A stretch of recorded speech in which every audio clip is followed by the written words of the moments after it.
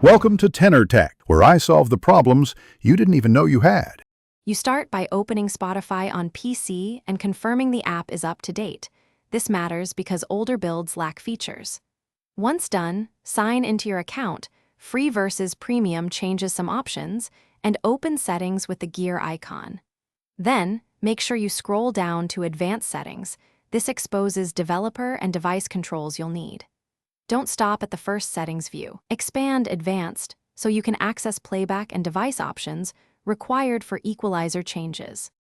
You now locate the audio or playback section where Spotify shows the equalizer toggle and presets.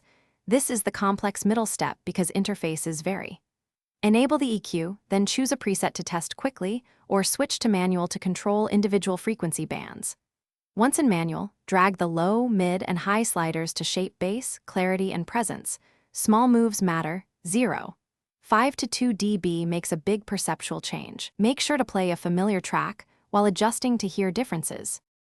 Finish by saving your preset if Spotify offers that, or jot down slider positions so you can reproduce the sound. Test across several tracks and volumes to ensure consistency. Different songs reveal different problems.